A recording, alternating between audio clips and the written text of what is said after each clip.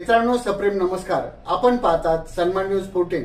सर्व शिवसेनेचे कार्यकर्ते, बीजेपीचे कार्यकर्ते तसेच सर्व नागरिकांच्या वतीने मी त्यांचं या ठिकाणी हार्दिक स्वागत करतो. भारत माता की जय, वंदे मातरम, जय श्रीराम.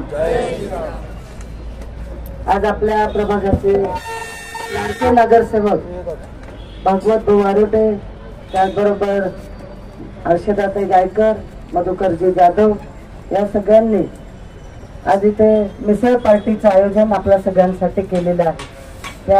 या स्नेह मेळाव्याच्या निमित्ताने आपल्यामध्ये उपस्थित असलेले बंटी भाऊ तिगणे, त्याचबरोबर निवृत्ती इंगोले, अरुणजी घुगे, रवी देवरे, योगेश गांगुडे, इथे उपस्थित असलेले महेशजी हिरे, रवीजी पाटील, आरपीआयचे शिंदेजी, अविनाशजी शिंदे. कार्यक्रमात पोहोचण्यास उशीर झाला त्याबद्दल मी दिलगिरी व्यक्त करते. आपल्या सगळ्यांना आज एकत्र आणून स्नेह मिळावा आणि त्याचबरोबर आपल्या नाशिकची प्रसिद्ध असलेली मिसळ हे आपल्या सगळ्यांना बोलवून या कार्यक्रमाचं आयोजन केलं, त्याबद्दल सगळ्यांच्या वतीने या नगरसेवकांचं, सर्व पदाधिकाऱ्यांचं मनापासून आभार मानते. आपले शिवसेना पक्षाचे नगरसेवक या सगळ्यांनी ज्या प्रभाग 26 मध्ये आपण राहत आहात तिथे जी काय कामं झालेली आहेत त्याचा संपूर्ण अहवाल आपल्या समोर ठेवण्यात आलेला आहे आणि मी सहज चालण्याचा प्रयत्न केला तर एक पान संपेना, दुसरं संपेना, म्हणजे मोठा असा अहवाल आपल्या समोर आहे आणि अनेक विकास कामं गेल्या या 5 वर्षात 8 वर्षात त्यांनी आपल्या या परिसराचा विकास करण्याकरता पूर्ण केलेले आहेत. खर तर हा प्रभाग क्रमांक 26 येतो.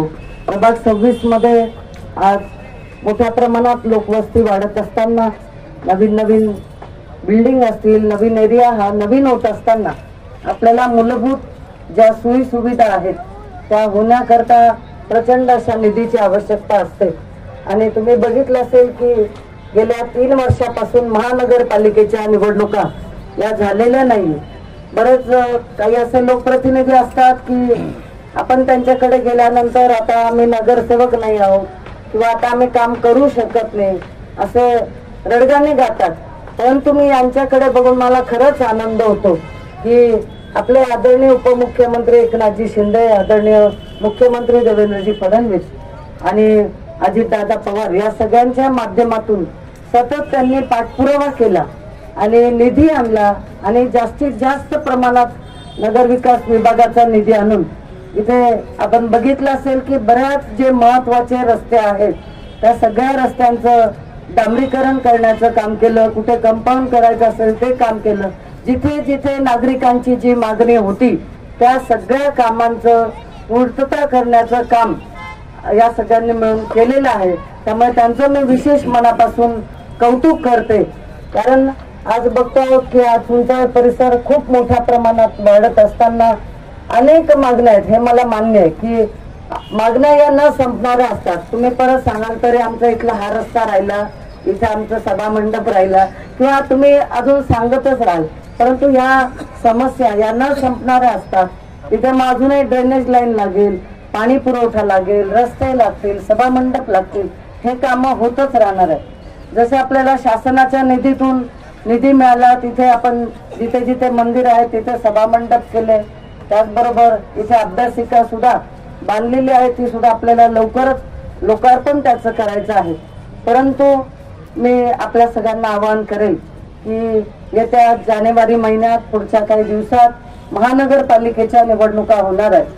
काल तुम्ही बिहारचा निकाल बघितला, सगळ्यांना धक्का बसला असेल, परंतु बिहारमध्ये भारतीय जनता पार्टी आणि एनडीए मिळून त्यांनी चांगलं यशाचं शिखर गाठलं. भारतीय जनता पार्टी महायुतीच्या पाठीशी भक्कमपणे उभे राहा. आपल्याला असे नगरसेवक किंवा असे लोकप्रतिनिधी लागतात की जे आपल्या सुखदुःखामध्ये, त्याचबरोबर आडल्या नडल्या कामांमध्ये, फक्त विकासाचीच कामं नसतात, अनेकांचं ऍडमिशन असतात, दवाखान्याचे काम असतात किंवा बऱ्याच अडचणी आपल्याला आपल्या आयुष्यामध्ये येत असतात. या अडचणींना तात्काळ आपल्याला उत्तर देण्याचं काम किंवा मार्ग दाखवण्याचं काम हे सगळेजण करत असतात. आणि त्यामुळे मी आपल्याला खास करून आग्रह करेल, विनंती करेल की येत्या निवडणुकीमध्ये आपण महायुतीच्या पाठीशी भक्कमपणे उभे राहा.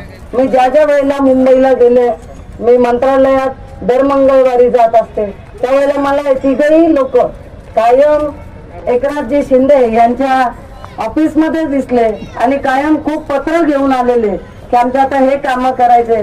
त्यांनी सुद्धा शिंदे साहेब बोलले, अरे बाबा किती निधी न्याल तुम्ही, आता किती तुमचे काम करू मी.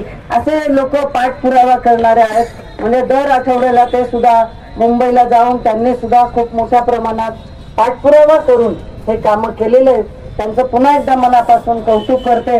तुम्ही सर्वजण तुमचा आशीर्वाद, तुमचा पाठिंबा आणि तुमचं मतदान हे या सगळ्यांच्या पाठीशी असू द्या एवढी विनंती करते. सन्मान न्यूज 14 साठी कार्यकारी संपादक राकेश पवार, विशेष प्रतिनिधी आकाश बकरे यांच्यासह मी रवींद्र एरंडे, सन्मान न्यूज 14, सातपूर, नाशिक. धन्यवाद.